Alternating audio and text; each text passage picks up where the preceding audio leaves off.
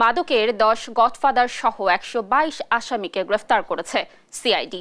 জমি ও বাড়ি সহ 8 কোটি টাকার সম্পদও জব্দ করা হয়েছে।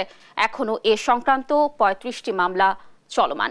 এসব মামলার তদন্তে টেকনাফের সাবেক সংসদ সদস্য আব্দুর রহমান বদির 2 ভাইয়ের সংশ্লিষ্টতারও প্রমাণ পেয়েছে সিআইডি।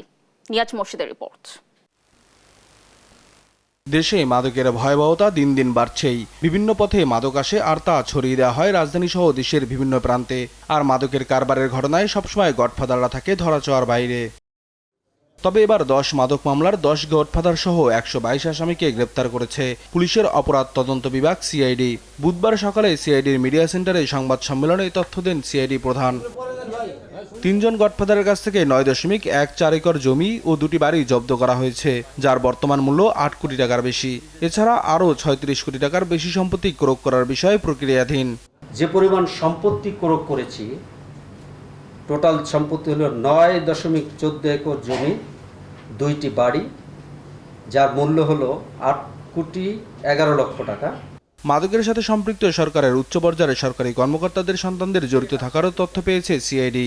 এই সমস্যাটা আমরা আজ বাংলাদেশে প্রায় ঘরেই দেখতে পাচ্ছি। অনেক হাই প্রোফাইলের লোক, সরকারের উচ্চ পর্যায়ের কর্মকর্তা, তাদের সন্তানরা নষ্ট হয়ে যাচ্ছে।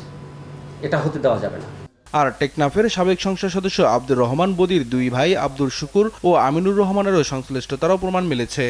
আব্দুল শুকুর এবং আমিনুর রহমান এই 2 জন সম্ভবত তার ভাই। এরা বার্মা থেকে বিভিন্ন ওয়ে চলে আসে এখানে।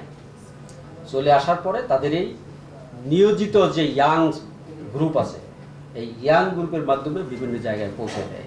মাদকের অন্য মামলাগুলো তদন্ত করে দ্রুত অন্য গডফাদারদের গ্রেপ্তার করা হবে বলে জানান সিআইডি প্রধান। কোনো রকম ছাড় দেওয়া হবে না। নিয়াজ মোর্শেদ, দেশ টিভি, ঢাকা।